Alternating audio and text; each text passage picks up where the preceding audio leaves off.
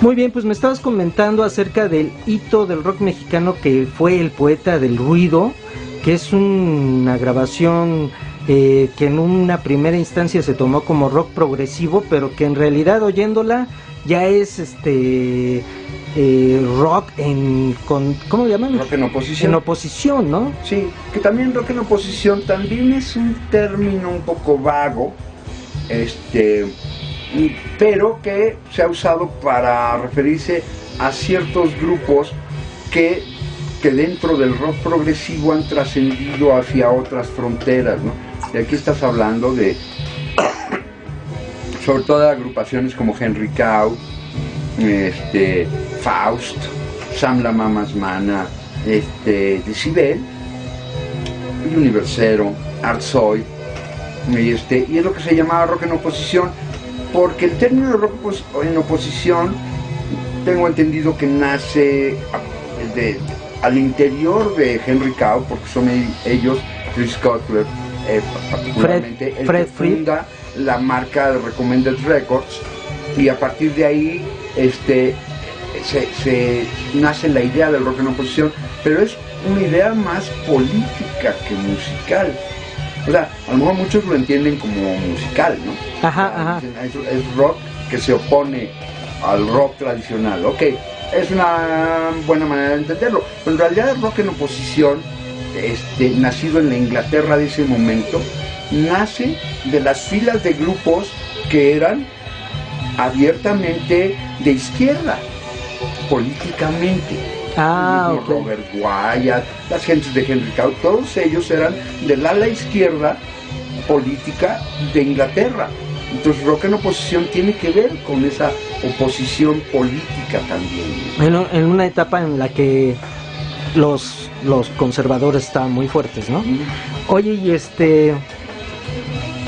qué bueno que mencionaste esto, que me parece muy interesante. Pero vamos a regresar a Síntoma. De acuerdo. Porque a mí me regañan mucho de que yo no sé nada de lo internacional y a mí me interesa mucho lo nacional, porque aquí nadie me va a decir que sí saben mucho, ¿no? Yo sigo pensando que fue un reto para ti, Síntoma. ¿De qué tamaño fue el reto de Síntoma a comparación del Queso Sagrado y toda la experiencia que tuviste con el Queso Sagrado? Bueno, mira, musicalmente no era precisamente un gran reto, porque era simplemente darle continuidad a mi trabajo de composición, cambiando un poco la visión del tipo de instrumentos que se iban a usar, cambiando un poco la visión de qué tipo de música, pero en realidad el reto más bien, al que te refieres supongo, fue precisamente ese reto de poder hacer nuestras producciones independientes, porque precisamente ya llevábamos casi una década de no poder grabar, y eso para nosotros como músicos en esa época sí era de hecho una situación muy frustrante, estar creando, componiendo, tocando y no poder sacar un solo disco cuando veías que los europeos sacaban el nuevo de Can y el nuevo de Faust y el nuevo de no sé quién y el nuevo y todo el tiempo había nuevos discos de Peter Hamil y de Van der Graaf, y todo el tiempo había nuevos discos europeos, ¿no? Pero en México no estaba pasando nada, o sea, eso que bueno, tiene sus orígenes en Avándaro y en el 68 y el 71 y una represión gubernamental y en sí del status quo del sistema en general por cerrar las puertas a estas manifestaciones juveniles, porque yo creo que tenían temor, después de ver en Avándaro cómo se juntaron tantos jóvenes, le tenían miedo a los jóvenes, ¿no? Ajá. Entonces, para nosotros era una situación muy traumática. Entonces cuando ya finalmente empiezan los 80 y ya estoy empezando a hacer lo de Síntoma, de repente empieza a ser cada vez más factible grabar un disco. Todavía fue difícil porque fue carísimo todavía, rentar las horas de estudio, mandar a imprimir portadas, o sea, tener que sufragar todos esos gastos económicos que lo hacíamos entre los miembros de Síntoma y con la ayuda de amigos que apoyaban el proyecto, y entonces fue posible. Claro, para grabar el primero de Síntoma fueron meses de estar juntando dinerito para ir un día a grabar 2-3 horas y luego juntar otras 2-3-4 semanas, un mes para ir a grabar otras 2-3 horas y así poco a poco ir terminando el disco. Fue un proceso lento, pero lo estábamos haciendo con muchas ganas y mucha voluntad, y a lo mejor ahí era la parte más compleja del reto. Era un reto, ahí sí era un reto, estábamos haciendo algo nuevo, algo diferente, que era, bueno, ninguna compañía de discos me va a grabar, yo lo voy a hacer por mis pantalones, ¿no? Y entonces, pero a mí me marcó para toda la vida ese momento histórico, ¿no? Ese momento histórico, porque me convirtió en un productor independiente. Y a partir de ahí empecé a aprender la ingeniería del sonido, la producción de discos, al grado que hoy en día sigo siendo un productor independiente. Y esa independencia es invaluable. Yo, por ejemplo, hace rato hablábamos del poeta del ruido, ¿no? Todavía, hoy en día, sigue habiendo cierta dificultad o conflicto para poder hacer reediciones del poeta del ruido, porque Orfeón dice que les pertenecen los derechos, Decibel no puede recuperar las cintas originales. Entonces, ok, el poeta del ruido fue un logro tremendo que se dio en ciertas circunstancias, pero que a la larga ha resultado poco complejo poder recuperar esas cintas originales porque Orfeón no las suelta, ¿no? En cambio, el haber hecho el esfuerzo de grabar un disco independiente me permite a mí tener aquí en mi librero las cintas máster de Síntoma y poder mandarlos las remasterizaciones digitales a Japón y que entonces me hagan una reedición y yo soy el dueño de todos los derechos.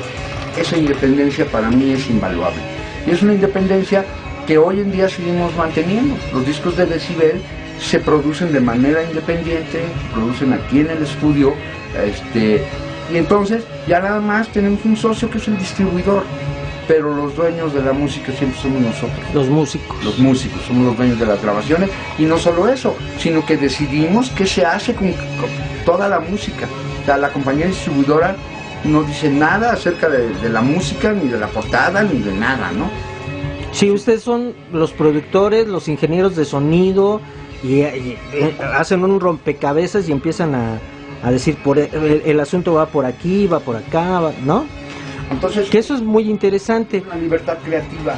Oye, pero ¿cómo la gente puede allegarse de este material de Síntoma? Yo he visto que lo has estado vendiendo por redes, pero ¿se puede encontrar en algún local, comercio? Tengo entendido que hay un local en México, en la colonia Roma, que ha tenido o tiene actualmente algunas copias del CD y del LP de Síntoma. Y bueno, y la otra manera es a través de mí por redes sociales. La otra forma sería mandarlo pedir directamente a Japón. Ah, ok. Oye, pero ¿tú has hecho presentaciones de Síntoma? ¿Has hecho alguna presentación de este CD, por lo menos físico? De Síntoma no. No, presentar a Síntoma hoy en día sería imposible. Pero por lo menos el CD, ¿has hecho alguna presentación del CD? No, ¿que eso podría ser un poquito más viable? No. De hecho, fue algo muy curioso porque hicimos una presentación en el Museo del Chopo, pero era la presentación oficial del Insecto Mecánico de Decibel, que había salido un mes y medio antes, y lo presentamos en el Museo del Chopo. Pero dio la casualidad de que cuando llegó ese día, esa fecha del concierto del Museo del Chopo, justo acababan de llegarme los CDs de Síntoma. Entonces, aunque no hubo una presentación oficial de Síntoma, ese día fue el día oficial en que el disco llegó a México, y ese día se vendieron muchos Insectos Mecánicos y muchos discos de Síntoma. Ah, muy bien. Pero ¿no piensas hacer tú más adelante alguna presentación? Que sería interesante que platicaras tu experiencia, que platicaras de las grabaciones.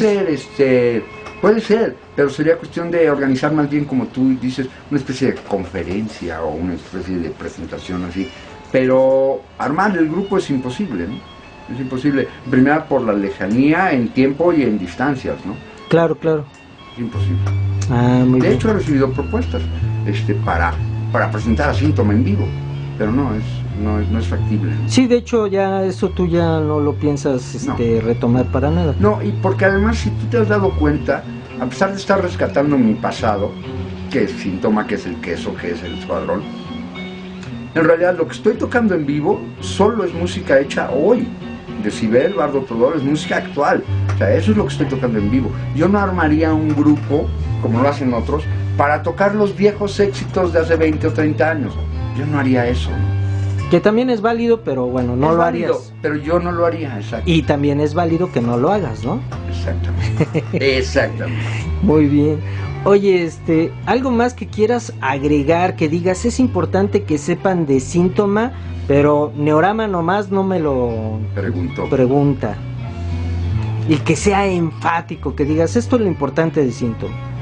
Híjole, bueno, yo siento que hay dos cosas muy importantes de Síntoma, dos parteaguas en la historia del rock mexicano en los que Síntoma tiene que ver o participa. Uno es precisamente la grabación independiente, que además da origen a todo un movimiento del rock independiente mexicano de la primera mitad de los 80s.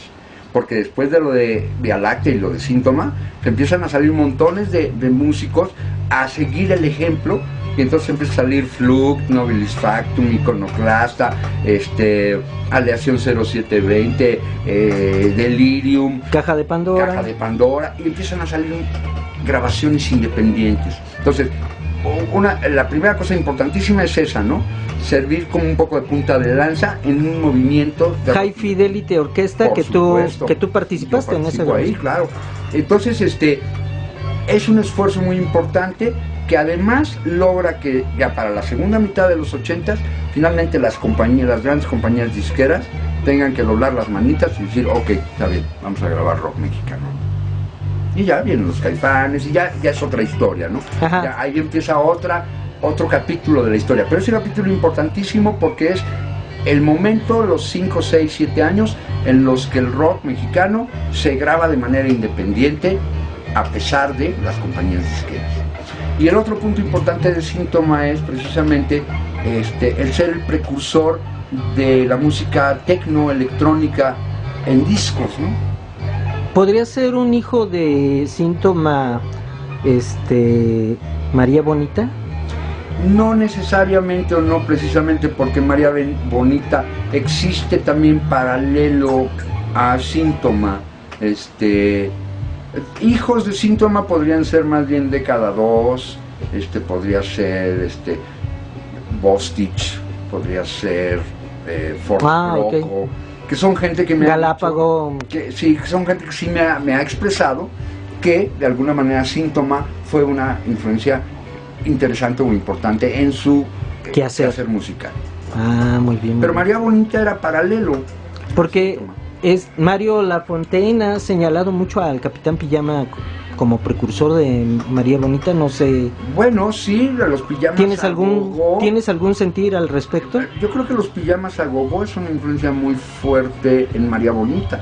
Sin embargo, hay que aceptar que María Bonita tiene también su estilo. Yo lo siento también muy relacionado a Soft Cell, ¿no? Ahí, en cuestión de paralelismo, nuevamente es un frontman que canta y alguien que hace la música, que es Mateo, ¿no? Ajá. Mateo y Mario, que es un poco como esta imagen de un Soft Cell con un músico y un frontman cantando, ¿no? Y haciendo show. Entonces, pero sí, de todos modos, Mario Lafontaine y Mateo también tienen su propia visión y también tienen su originalidad y también aportan de manera importante algo a la historia de la música mexicana. Pero nuevamente, al igual que Pijamas, al igual que Escuadrón, tampoco María Bonita tiene la edición de un disco, ¿no? Ahí está a lo mejor la pequeña diferencia o la importancia de Síntoma, que Síntoma sí logró cristalizar eso en ediciones discográficas.